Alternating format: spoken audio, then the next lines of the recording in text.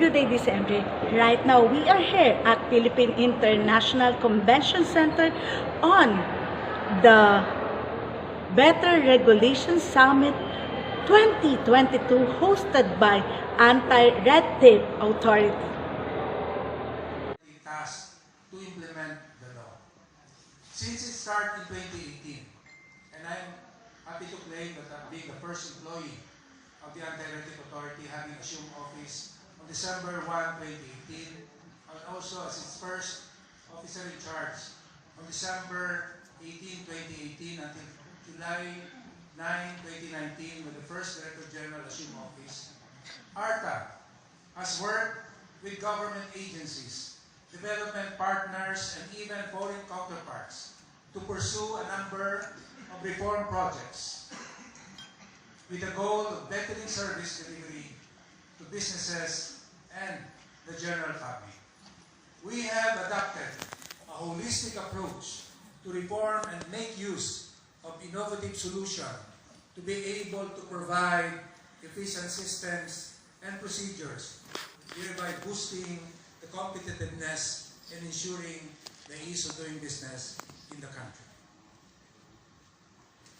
Through the law, government agencies should now regularly conduct regulatory management and service improvement and re-engineering as required by Section 5 of Republic Act 11032, which will provide that ARTA to coordinate in the review of existing laws, executive issuances, and local ordinances, and recommend the repeal of the same if deemed outdated, redundant, and adds undue regulatory burden to the transacting public. It also requires that all proposed regulations of government agencies under Section 3 of this Act shall undergo a regulatory impact assessment to establish if the proposed regulation does not add undue regulatory burden or cost not only to the government agency but to the transacting public as well. In terms of service improvement and re-engineering, it requires that all offices and agencies which provide government services are hereby mandated to regularly undertake cost compliance analysis, time and motion studies, undergo evaluation and improvement of their transaction systems and procedures, and re-engineer the same if deemed necessary to reduce bureaucratic red tape and processing time. With the effectivity of the law and its implementing rules and regulations, and by the way, the implementing rules and regulations were signed by not only by the Director General of the Anti-Red Tape Authority, but also the Secretary of the Department of Trade and Industry, ARTA, and the DTI being the father, actually, of the Anti-Red Tape Authority, because in its first year of operation, we were attached to the DTI, and we depended on DTI, and we thank the DTI in the presence of Yusek Bismante here for being always supportive to the endeavors of the We started with a budget of 40 million in 2019.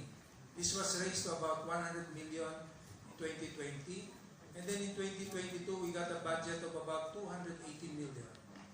But in 2023, next year, our budget was reduced to simply 260 million. And when Senator Risa, who is the sponsoring senator for us, read it, she was amazed at it. He said, what a mislead budget for the Anti-Red Tape Authority. But the Senate President, PICC, who is the principal author of the law, came to our defense and he said, he knew that we have accomplished so much, even with our limited budget and resources, and he committed to increase our budget next year. And we thank Senator Tiveros and Senate President PICC for that continuing support to the Anti-Red Tape Authority. As ARTA further strengthens its commitment to increase the productivity and effectiveness of agencies and LGUs or local government units in enabling business and investment, we are now introducing two significant instruments: the National Policy on Regulatory Management System, or NPRMS, and the Business Permitting and Licensing System, or BPLS, Operations Manual. First is the National Policy on Regulatory Management System. It's a formal policy that will enable and operationalize the Philippine regulatory management system and will ensure that all regulations are rational, fit for purpose, and do not add undue regulatory and cost to stakeholders.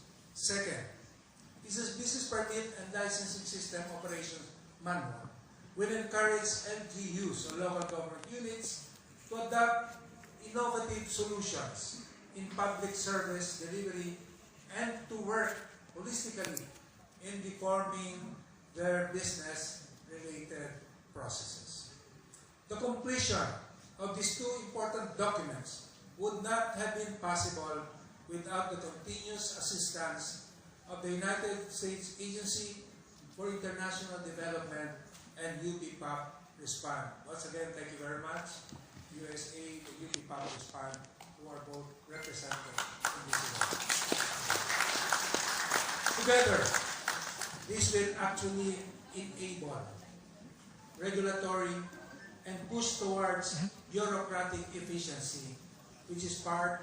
Now, complete, you will now be witnessing the unveiling of these two key policy documents in 5, 4, 3, 2, 1.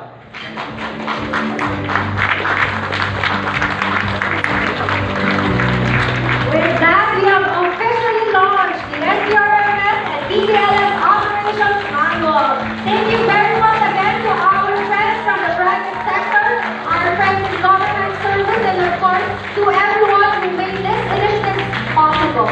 You've been a witness for this very significant activity on this Better Regulation Summit 2022 hosted by ARTA. This is MJ Albina Balaguer of DZMJ Online, makabuluhang journalismo, your happiness channel.